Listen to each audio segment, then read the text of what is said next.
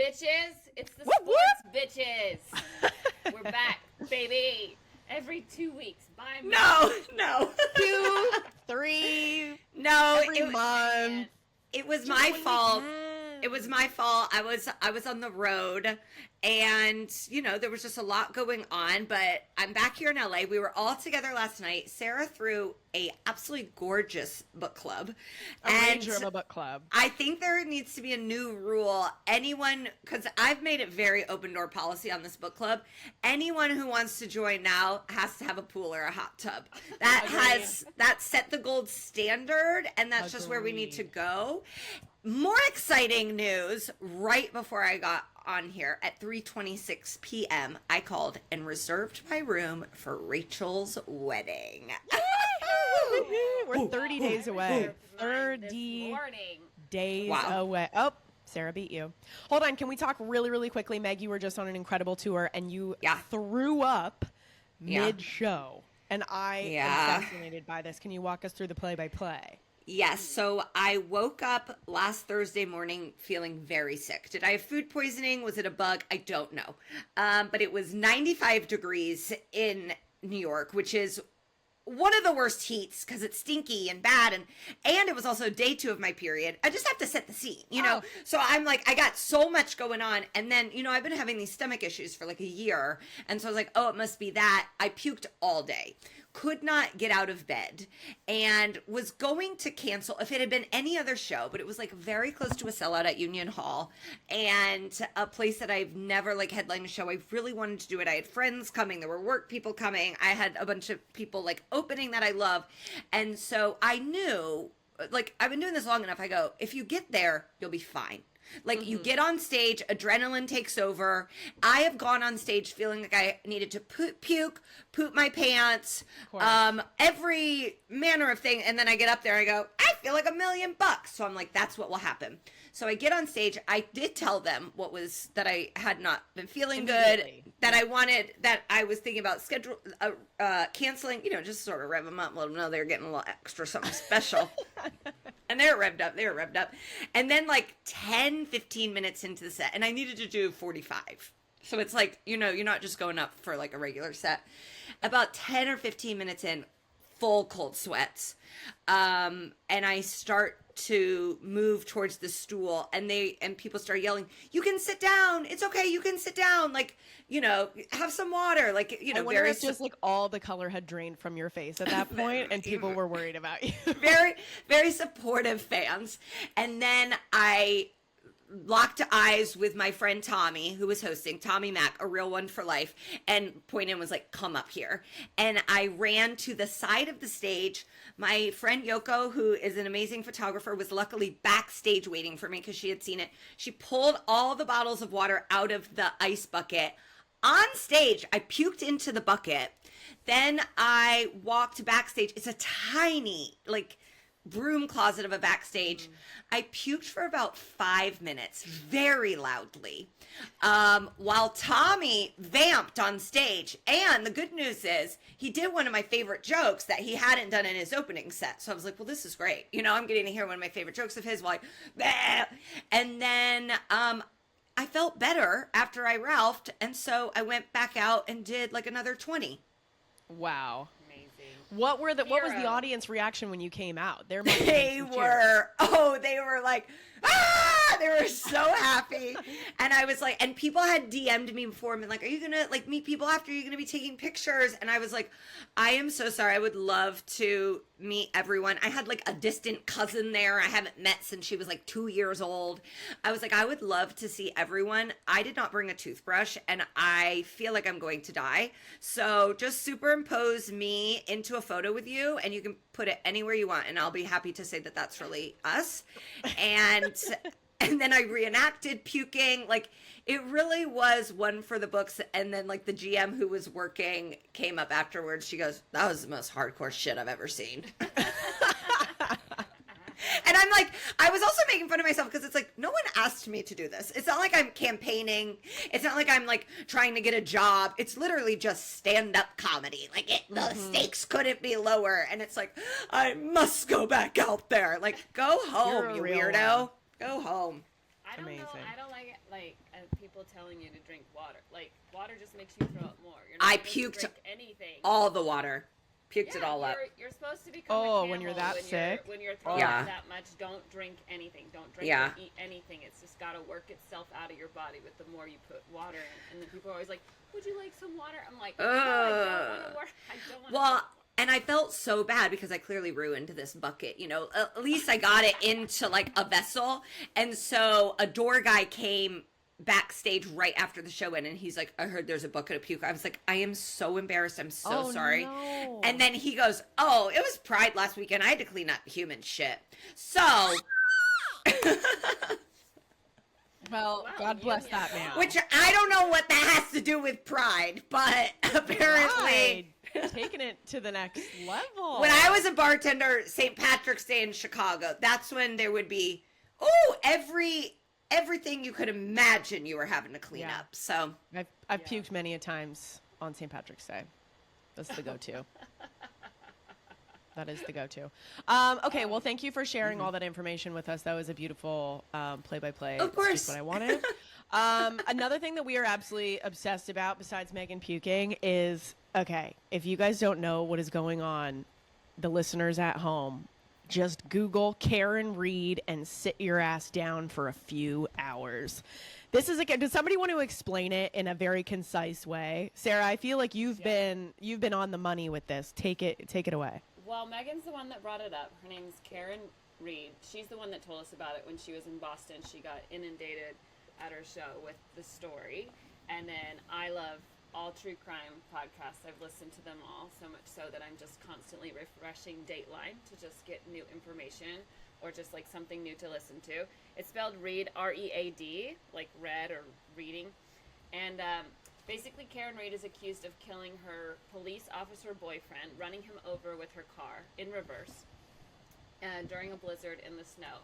He was going to go into, she was dropping him off at a friend's house, a house of friends who are also former police officers. She did not want him to go because there could have been some other sexy stuff going on in there. She goes home, wakes up the next morning, finds out he's dead in the snow, finds him outside. She gets, thrown into, arrested 2 days or a week later. But it's been pretty clear from the get-go that she is being framed by the cops inside the house. There's Apple Watch data that shows him going up 3 flights of stairs. A woman inside the house Googled has long to die in the cold at 2:30 in the morning. The family, they never searched inside the house. The family refinished their basement, moved, and got rid of their dog. The cop who died in the snow also had scratches on his arm and dog bites.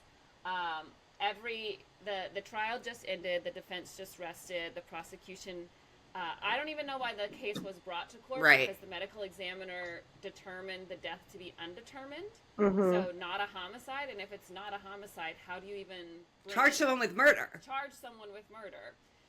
All this video footage is missing of her car, like in the police bay. There's a lot of information going on, and it just so happens that it just seems like the most corrupt police force in the world, and this poor woman is on trial. And what's even crazier is that there are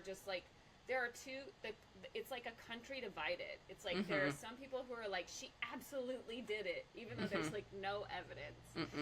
And then there's the rest of the country that's like, why did this even go to trial? Like, this is such a bad use of taxpayer dollars. Yes, the defense called 3 witnesses, and 2 of them were impartial medical examiners hired by the FBI, which the jury can't even know, because the FBI came in to investigate the police officers, because not only did they botch the entire investigation, but they obviously deleted evidence. Like Ring camera footage was deleted off of her phone when it was in police custody 4 months after the killing. And then they also got rid of their cell phones when they were asked not to. And the SIM cards. Not to mention the man who's leading this investigation, they read out pages and pages and pages of him texting on, it was either his personal phone or his work phone, his sister, friends, colleagues, high school friends, calling her the C word. She has Crohn's disease, referring to her bodily functions, and saying he hopes she kills herself. And it's like, this is the main man investigating it. And it really has, I think, like, shone a light on how corrupt organizations can be and can operate. And it really is so, the thing that is like getting lost is that this man tragically died. He was the guardian for his niece and nephew who had been orphaned. So that is just hard. I can't even imagine what these children and the family are going through. But in addition to that, there's like, there is a Netflix show being filmed. We heard Bill Simmons was talking about it because it's Boston. That's how I found out about it, because I was in Boston and all the openers were like, you got to spend tomorrow on this. Like, you need to get to the bottom of this.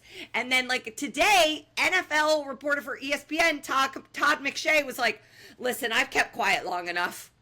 And it's like, okay, Todd, you get in there. And Todd, you know what? Todd says Karen ain't guilty. Not only is this poor woman dealing with the loss of her boyfriend, whether they were on good terms or not, it's dramatic. She had to see him in the snow. It's awful.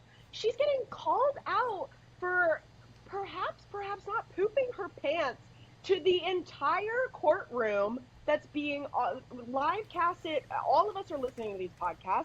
She's being humiliated. This poor woman. I hope she sues them and gets millions of dollars. Yeah. I bet after this, when she's found not guilty, because I don't even know how it would be possible for them to find her guilty, except for the crazy jury instruction paper that they released today, which they fixed, thank God. But like, I hope after this she gets an OnlyFans and she gets Playboy, and she could put that butthole on. She can do Depends commercials like Lisa Rinna. I truly have now, like, the Murdaugh murders, you know, I know about that. I have not been invested in a trial like this. I mean, I was like 8 when OJ happened. So they definitely, everyone around me was talking about it. But this feels like I'm more invested in this than like Trump trial. Like, it has grabbed me in a way, and it feels like, you know, you were the first 2 I came to. I was like, gals, I need you to get on this. And then we've been spewing it out to everyone, and it really, Sarah, you are watching on television. Court TV. Oh, I watched like live TV. YouTube streams that were like 6 hours long one night. Yes. At 11 p.m. I have been listening to Canton Confidential, which is a local news source, and like I have one of CJ's dear friends is from 2 blocks away from the house where this happened, and then and his dad is a judge, so he's been giving me insider stuff.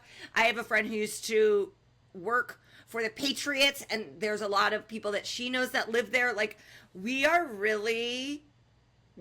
like enraptured by this. Is that the word? I don't think that's the word. Enrapture is when the devil. Whatever. We all are in the camp that Karen Reed is not guilty, and look forward to the Netflix show. I mean, yeah, I don't know how. I'm ready to consume anything and everything after this, and I'm ready to keep an eye on the police, the Canton police, you know, because, like, obviously, I listen to tons of true crime. There are police detectives and police forces out there that do the most incredible jobs, like dotting every I, crossing every T, you know what I mean? And clearly, sometimes these are not them. in a small town, when there's not a lot that happens, they really botch investigations because either they just have no experience, or they don't care, running amok, and they've been corrupt for so long. Because there was another article that came out about this police force that was grooming a young cadet who was like 14 and like an intern to them. And so it was the same. So now they're like, that's getting more of a light shined on it, which is I think there's really going to be, Meg, you were saying this last night at book club. I think that there is going to be so much more that comes out about this specific troop. Because there's already Trooper Proctor that's been in charge. He's the lead investigator for this. He's lead investigator on other cases, and so now those are getting looked at, and we'll see how he's probably. How do we think he's feeling? He's shitting himself right now. I think he's just an idiot. I don't think he actually had anything to do with the cover-up. I think he's just a moron. But I think he's so bad at his job, it's going to be revealed even further now that they're going to look into all I think the reason that they were able to cover it up is because they know he's such an idiot. And I also have been thinking about, like, I wonder how they feel. Because as I texted you, this family, it's the Alberts and the McCabe's mostly, were sitting with John O'Keefe, the victim who died. They were sitting with his family. And, like, to anyone outside, well, not anyone, I guess there are people in their camp. It's like, they killed your brother and covered it up. Like, why are you sitting with them? I think these people, and I think this happens with corruption and power, is when they are behind closed doors, they're like, we have done everything for this town, we have kept it safe for generations, and this is how they repay us. I think they feel like they've been wronged, even though they are really poorly framing a woman. They're not even good at framing someone. I can't wait to the investigate. Okay, so Karen Reed is going to be not guilty, and then a whole other investigation is probably going to open looking into who. It's already happening. Yeah. Well, I don't know. Unless, like, you know, the FBI investigation is happening just about how this investigation was handled. I don't know that there will ever be definitive justice in this. You don't think another case will open and we'll dive? Well, so there was testimony from one of the impartial medical examiners that basically said there is no way to know what happened in this instance. So unless whoever did it or very close to it caves and says, this is what happened step by step, there's just so many different, because of the blizzard, because of the snowplow, because of the cars, because of the deleted footage, that, like, their framing has created such chaos that I don't know that anyone will ever go down for this. And they would just go back on the stand and say the same stuff that they've already all said. He was clearly killed inside that house. Yeah. Or he fell on the steps in a fight going down to the basement. And there's no evidence. Nobody collected any evidence. Nobody went into the house. It's gone. There's no evidence. The basement's been remodeled. They've sold the house. You know, if it was just the dog, like, why wouldn't they have just blamed it on the dog? Yeah, because they got rid of the dog anyways. They got rid of the dog, right? Who they had for 7 years. So, like, a German Shepherd that's trained. A German Shepherd that's trained. You don't just go, no, we're going to get rid of it. Yeah. No, I know. Yeah, so. Some bad stuff happened in that basement. Anyway, that's what we've all been consumed The sports by. bitches take on crime. Yes, dun dun. Should we stay in Boston? Because there's a lighter, happier story happening out of Boston, too. Love, you mean? The story of Love? Yes. Okay, so this was blowing up our group chat last week. Bill Belichick. At first, I just thought it was a rumor that he was dating this 24-year-old cheerleader, and they had just, like, had a picture taken of them at some party, but then there were, like, selfies that came out of her and him on a plane on the way to a vacation. Yep. I am so obsessed with this storyline. Bill's getting after it. Bill's turning over a new leaf. We all saw him at the Rose. Sarah, you got to, like, chat with him a little bit backstage. Like, he might just be a completely new man. Yeah, I think maybe he's just, like, sowing his wild oats. You know what I mean? Like, since him and his fiance, I don't know if they were ever engaged. Long time. They were together for a really long time. Though. What was her name? I forget her name. Linda. They were together forever. And, you know, I think now he's, like, got no job. He's got no responsibilities. He clearly is in his, like, you know, I don't Bachelor give him phase. And, like, I don't know, maybe he's having some sort of old life crisis, you know? Yeah, I don't know. I mean, listen, do I think it's kind of gross? Yeah. Would I want to have sex with a 70-year-old guy? No. 72. But if I don't know, maybe I would. I don't know. Like, if I was just kind of like a young, hot cheerleader, They met when she was on her way to a cheerleading competition. No! I can't even say that with a straight face. I can't say it with a straight face. 15-year age gap. Like, that's gnarly. I know, people are like, what do they talk about? I go, nothing. Nothing. They get drunk and have sex. Her name is... By the way, Bill Belichick is not known for conversation. Yeah. Have you ever seen his interviews? Like, I don't care. Just her name is Jordan, spelled Jordon. Love that. I want them to make it. I believe in them, and I'm pulling for them. They are giving me hope. They are giving me life. Like it's so wild. His ex's name is Linda Holiday, and she was like a very beautiful woman that felt age appropriate. Yeah. And I don't know. Like, I think this could help him get a head coaching job. And when he gets in that locker room, they're gonna be like, Bill, you dirty dog. Arf, arf. Like 24. I'm 38. 24 is too young for me. Like, if a 24-year-old man, if one of the Montana boys hollered at me and my cellulite, I'd say, hello, howdy. I'd say, Montana boys. I'd say, get to stepping over there.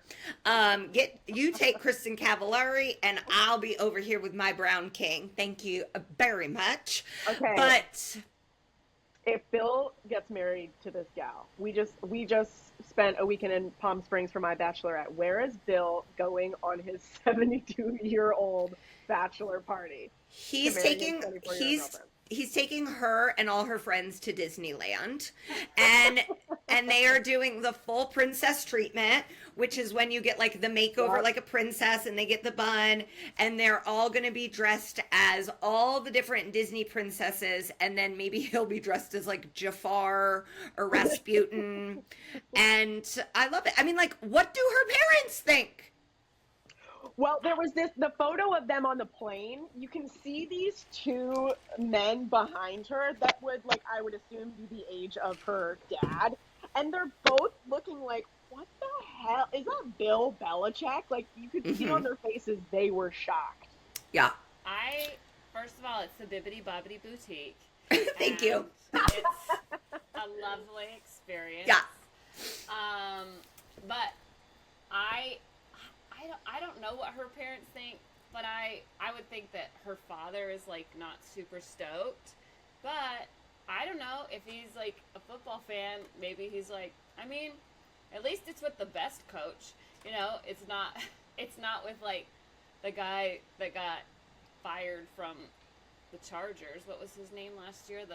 Stanley. Oh yeah, who would go for it on every fourth down? Yeah, that's not the kind of guy you want dating your daughter. I want him to go for it on fourth down with my daughter. I liked that guy too. Are we gonna see? Yeah. Responsible. Are we gonna see Bill in a TikTok by the end of the year? Yeah, Ooh. for sure. Yeah, like a little dance. We just don't want him my to be gosh. in the audition like Robert Kraft was with his young girlfriend, you know. Oh my gosh. Yeah. And I will say, to Bill's credit, he looks like a young 72. Like, but Robert Kraft with his girlfriend auditioning for that movie, that was a child meeting Santa. Like, it was so jarring. While we were on cheerleaders, I have to highly recommend the Dallas Cowboy cheerleader show that's on Netflix. It's the same people that did Last Chance U and Cheer, and now they're doing this. And it's so, like, I used to watch the CMT version, and this is definitely a more like docu-series, not serious, but there are girls on. There's a girl on there who is so sweet. She was an Alabama cheerleader. She is marrying her first boyfriend ever. She believes, and she got tears in her eyes saying this, and she is auditioning to be a Dallas Cowboys cheerleader. She believes that she is a vessel of God, and that when we are looking at her, we are seeing Jesus himself. Now I'm going to watch it. I've heard that she's got this sit-down interview where she says, like, I'm Jesus, I have love of this. And then she goes and does her dance, which and she's like,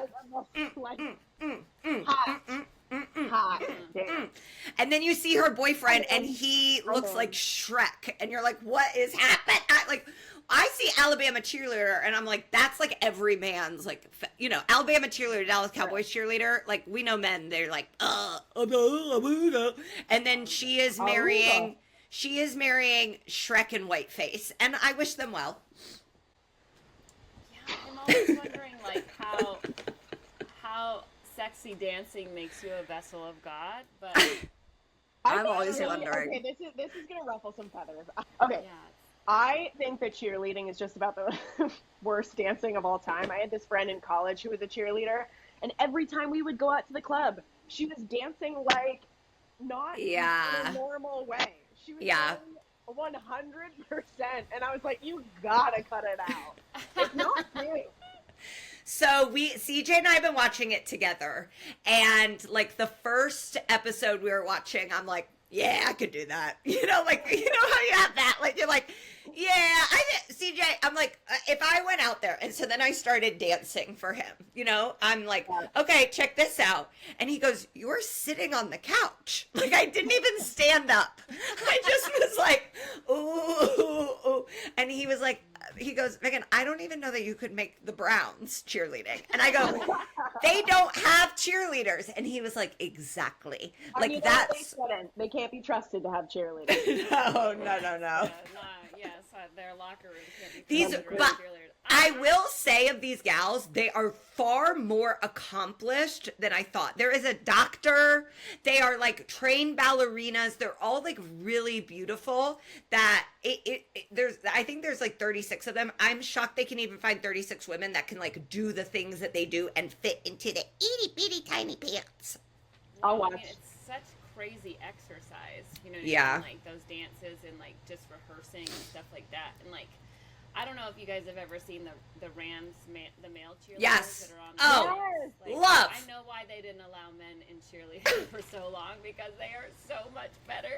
Like their hips just move in like a more profound way. Well, they're gay too. Yeah, but they're also like not trying to look cute, but they're also stronger, so they can like throw their bodies around, and they don't have boobs that are getting in the way, you know? So it's like, oh yeah, we got to buy a team and have an all gay male dance team. I would love that. I think that sounds fun. That in the WNBA. They should have that be the WNBA cheerleaders. We've got the grandmas. Let us have like fun gays, please. Come on. Happy Pride, shitting in a bucket. Were you guys ever cheerleaders? I was in 7th grade, and then my jumps were not good, and so I did not make the team in 8th grade, and I remember the coach telling me it was time to let someone else shine, and it has obviously stayed with me. Oh my God. No, there was like 100 people in my school. We didn't have any cheerleaders. We didn't even have a football team. In my high school won like state, like all the time. And I love this face. I was Go Bears! They were really good. And the cheerleading coach, Miss Burton, she was also, I think she taught government or that's a departure. She was amazing. And she was super funny, and she like begged and begged and begged and begged me to be on the cheerleading team. But it was super expensive, and she was like, what was I wouldn't expensive even about it? Because she would see me, because I would dance in the Just Say No. The uniform. I danced in like the Just Say No program, which was called America's Pride when I was. Just say no to drugs. Yeah. And dancing. Or just say no to this booty. Dancing and drugs are the best bedfellows of all time. Thank you. That's how I channel Jesus. You're a vessel. So I was always doing that, and then I was also the one who would choreograph our dances, because nobody else in the drug-free group could do it. What a shock!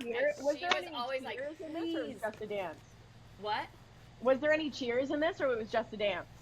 It was dancing and sketches. So then I was like, okay, the comedy sketches, which was a big reason that I really loved doing it, and just it was like acting and just being like, no, drugs killed my friend, you know, and so like I was like such a square, you know. But, We need to find these. We need to find these and put this on the next episode. I'm sure my mom has them on videotape. But Call her. No, I'm not calling my mom. I'm just kidding. I call her. But I was like, I'm not, I don't think I would be. I also told her that I would not be a good cheerleader because I didn't always have positive things to say about our football team. Like, I always had notes. Like, I was just like... No. Like Hayden Panettiere and Remember the Titans? No, I was like, I'm upset. Like, that UGLY, like, that was our defense was UGLY today. You know what I mean? Like, I was like, always so mad. That's the most Sarah story that I think I've ever heard. That you couldn't be a cheerleader because your football team sucked. Yeah, notes. No, our football team was really good. We went to state. Wow. I was critical. Yeah. You had high expectations. Yeah. We were really good. Okay. Yeah. News out of... Go ahead. Okay. News out of LA this week. The long-awaited will he not, won't they? JJ Redick was introduced as Lakers head coach. There was a press conference where he was asked about the doubters. He said he doesn't give a F. Okay.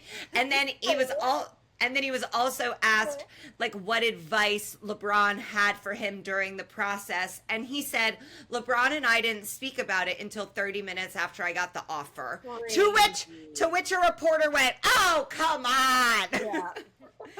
And that is what does annoy me of LeBron and LeBron's camp. It's like, we all know you talk, and that's totally fine.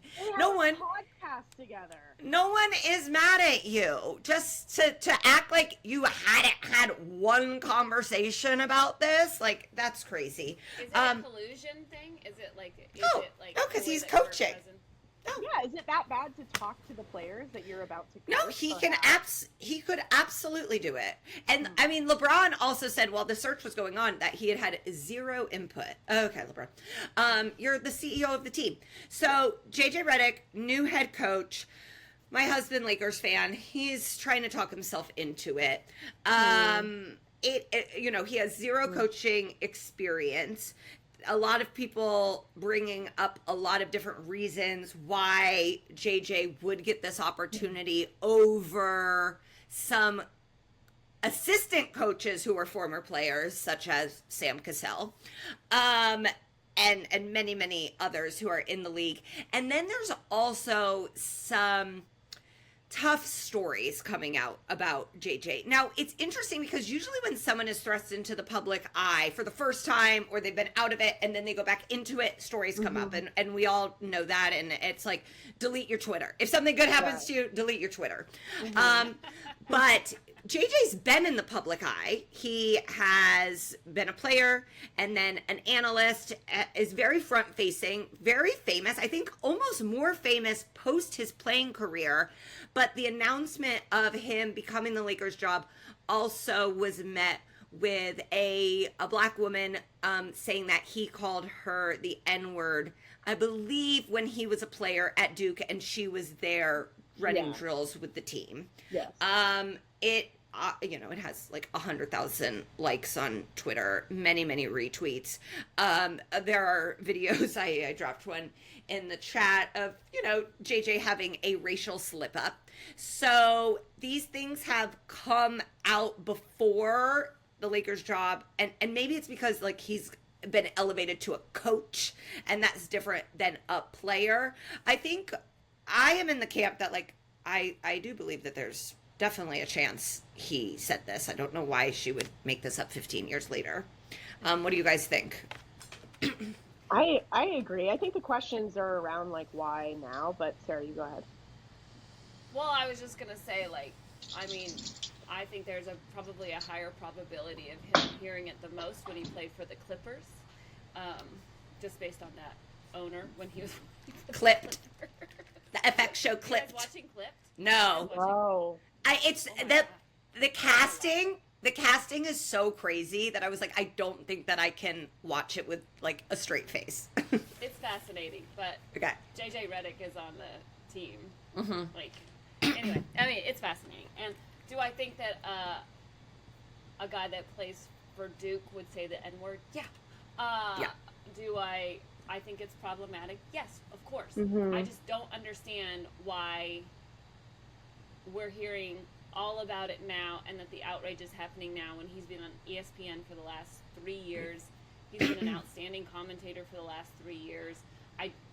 I do think that language and saying poor, like, offensive, hurtful, awful language like that is something that you can be rehabilitated from. It doesn't necessarily mean that that's who you are. Mm-hmm.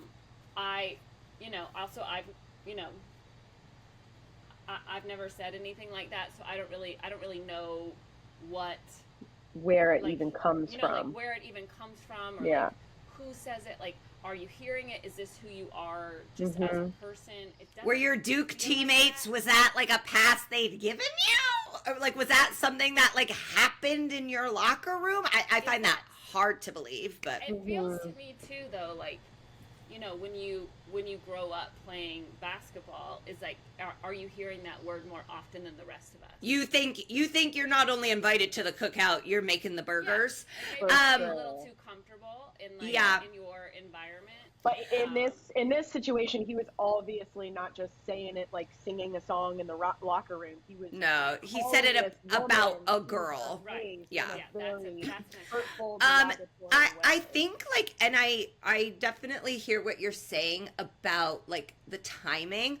I think there's a chance, you see someone elevated to a position of power, and it can like trigger that. I also, as someone who was like physically assaulted by another comedian, I didn't say anything for years.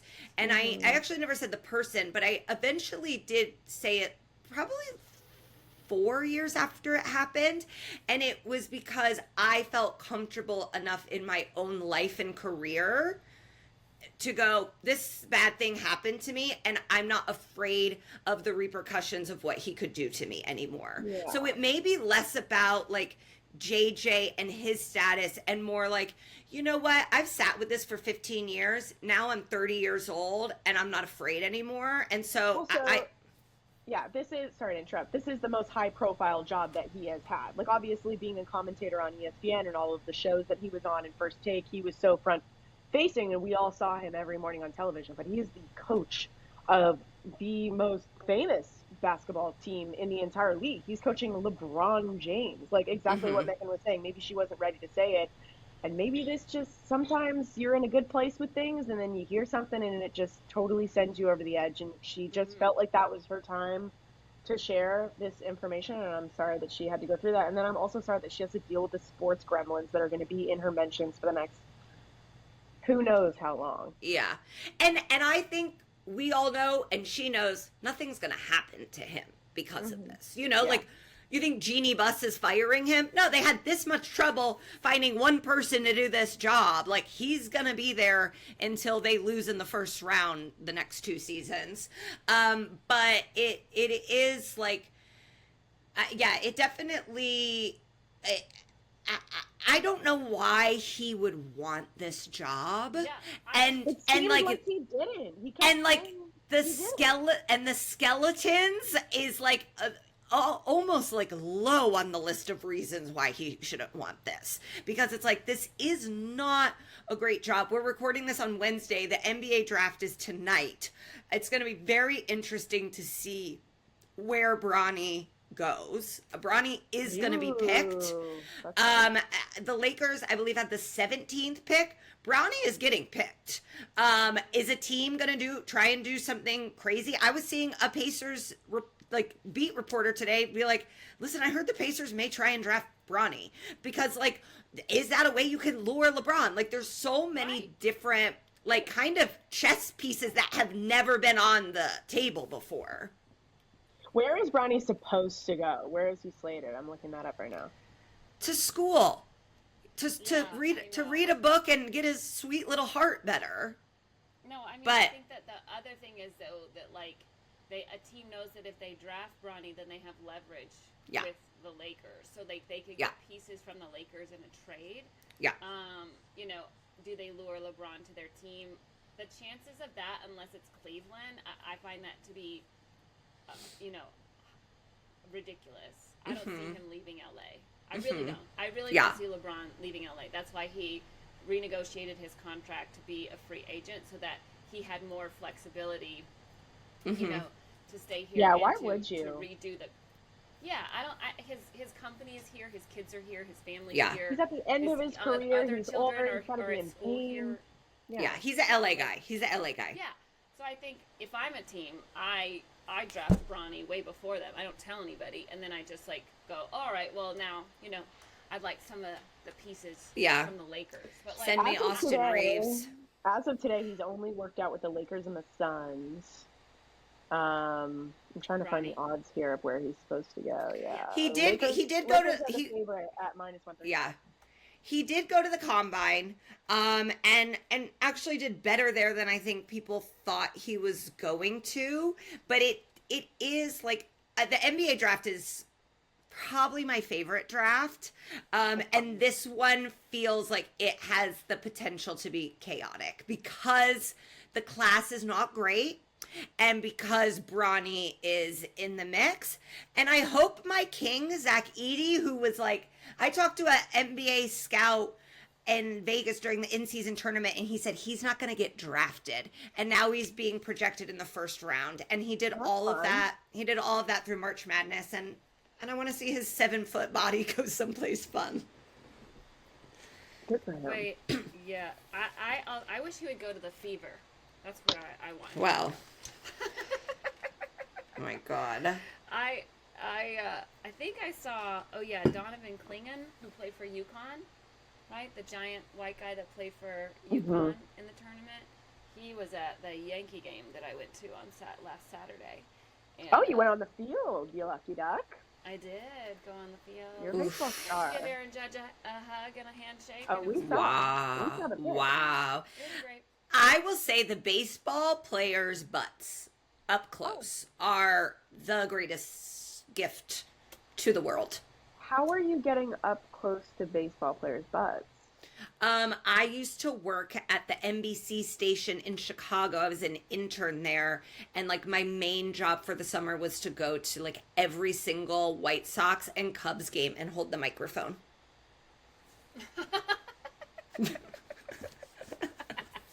And you're just taking a peek?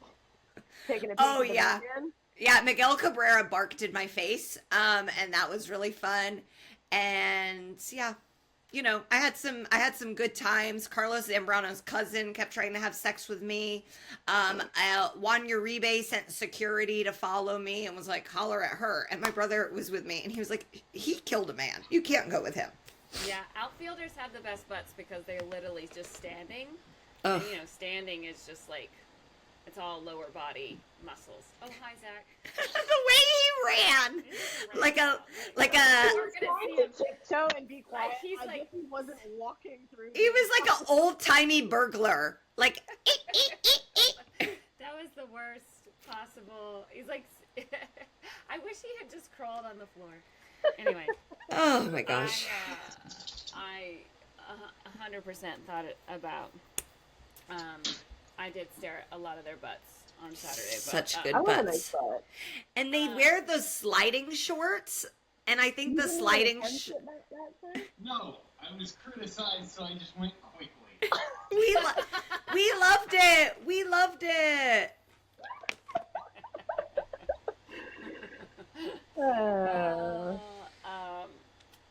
Anyway, I was just gonna. I wanted to take the conversation back to cheerleading for a second, please. Because,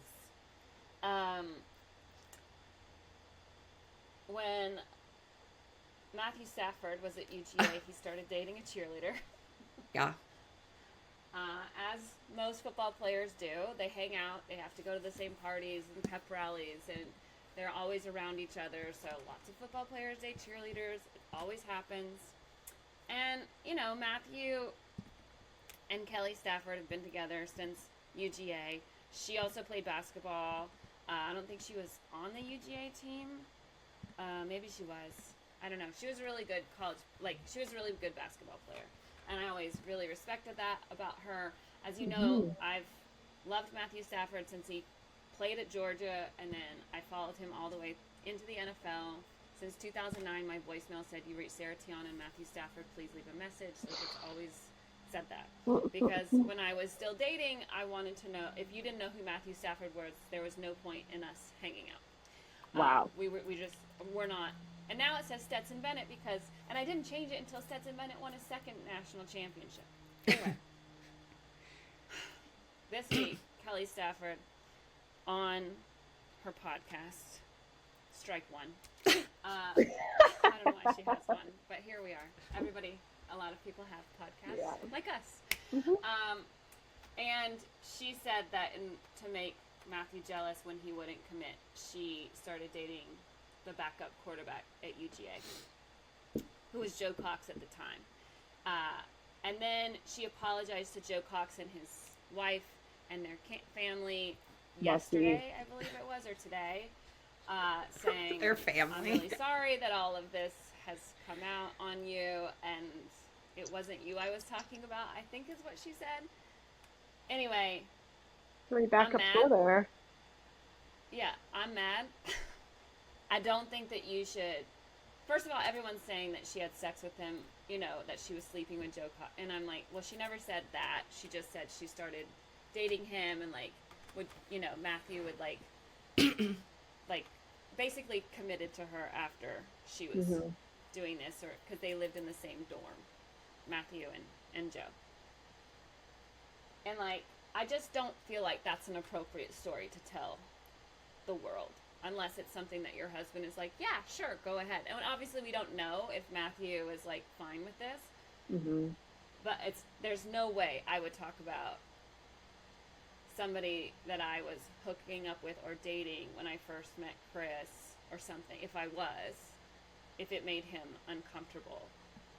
So I really don't know how to feel. I just know initially and still I'm pretty upset about it because A, he's one of my favorite players, and B, I think it was totally a way of cucking your husband, and I just didn't like that. It's kind of lame, I think, especially because he's in the public eye. It's not like we don't know who Matt Stafford is, and she's the famous one. She's just telling us a story about her life. I'm also very into talking about ex-relationships. I'm sure we all talk about ex-relationships on stage right now. I'm doing a joke right now about this guy that I dated in high school that thought Abu Dhabi was pronounced Abu Dhabi. I have to tell everyone that I know that story. But it felt too yucky. It was too much information, and it wasn't in a way that she was making fun of the backup. It was just a glimpse into her relationship that we didn't ask to be a part of.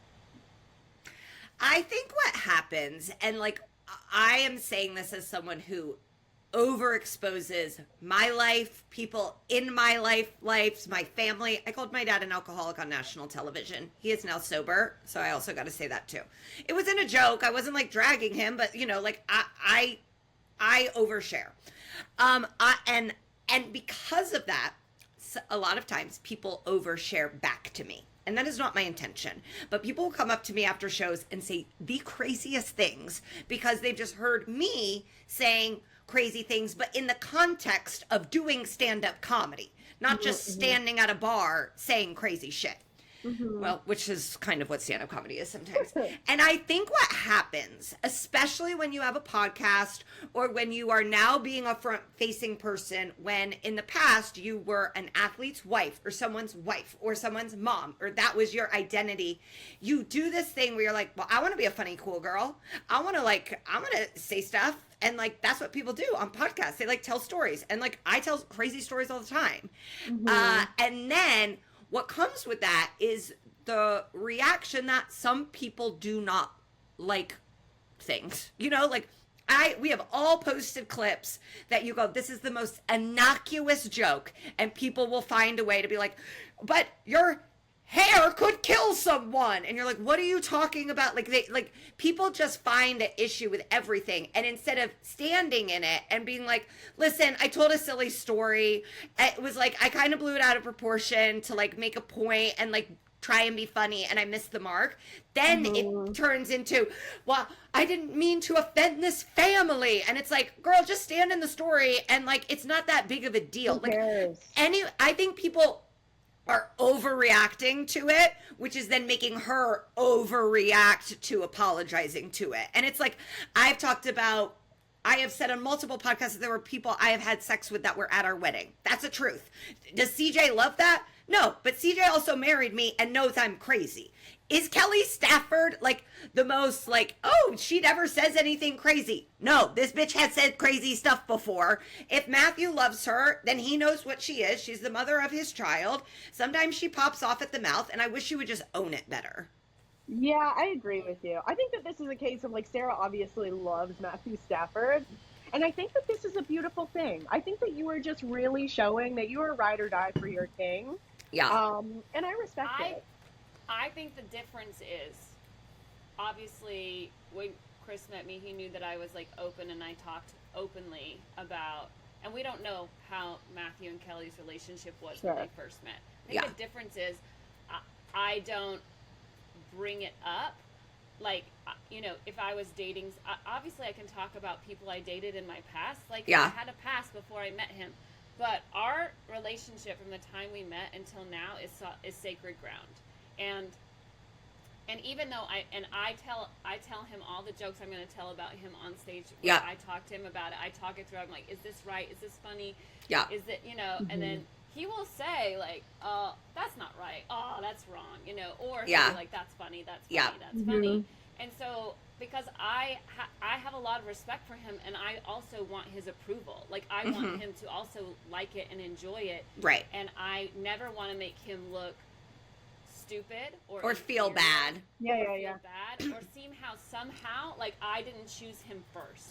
And, like, even though I make fun of him for, you know, the fact that we're not married and that he's never asked me, you know, I still say I would rather not be married to him than be married to anyone else. You know what I mean? Like, I'd rather just be with, you know, than married to some schlub. You know what I mean? Like, I realized through our relationship in a you know, it took me a really long time to find somebody. I kept thinking, oh, I want a guy like this. I need a guy like this. I need a guy that doesn't have a roommate. I want a guy that you know, doesn't wear jersey, you know.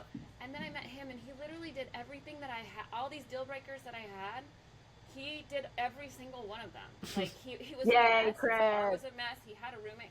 And I was like, oh, all I really truly wanted was someone that I could be proud of, that I was always bragging about. And so I feel like I would never put out a story about him or say anything about him that wouldn't make him proud.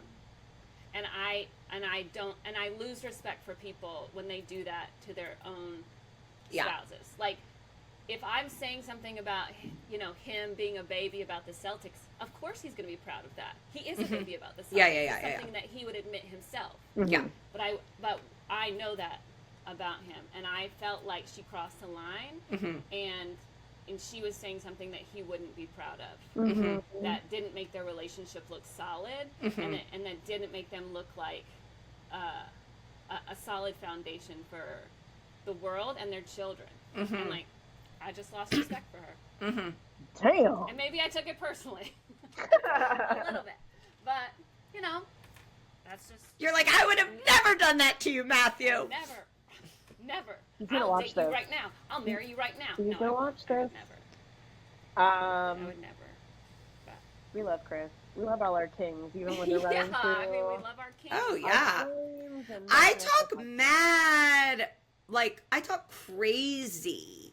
And CJ's like, that's great. I mean, like, I said something about him yesterday, like, just to us in interaction. And this morning he was like, I think you should do a joke where you're saying that about me. You know, like, my favorite is when CJ goes up and then I go up right after him. People, like, go nuts for it because it's like, oh, these two are nuts, you know? And he is like, I'm married to a scary white woman. And then I come up and I am a scary white woman. And I'm like, I'm married to a hip hop Filipino. And they're like, oh my God. Like, I also think Kelly Stafford is not a stand-up, and she's only a public figure because of her husband. And so that is her husband, who stood by her through brain cancer and, like, helped her in every possible way. Yeah, and stood by her when the state of Michigan was like, stop saying Yeah. crazy shit. Oh my Yeah. God, I forgot about that. Remember? Yeah. I lost respect for her back then. I did too. Yeah. And you know what was wild? This is like so funny gossipy.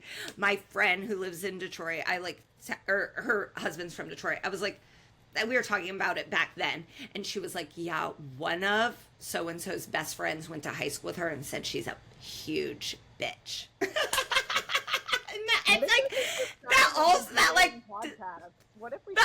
doesn't matter at all, but it's like, wow, someone that went to high school with her said she's a bitch. Wow. You know, it's like, wow, okay, print it in the New York Times. Like, it's just funny. I say this with confidence. I'm sure she's and fine. all of us have equally been called a bitch. I'm sure she's fine, and I'm sure they're fine. And I mean, at least I hope they're fine. Of course. And I absolutely love seeing, you know, his little girls at the games. You know, Yeah. because we're season ticket holders, so I see them all the time, and it's so cute. You know, them all cheering for him and supporting him, and like always riding with him. So like, I think it's maybe just jarring when it doesn't seem like they're fully invested.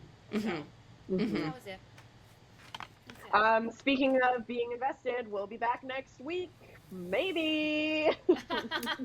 We'll be back. We'll be back. We'll be back next It's the week. 4th New of July. episodes, hopefully, every Thursday. Love you guys. Love you. Bye, bitches. Bye, bitches.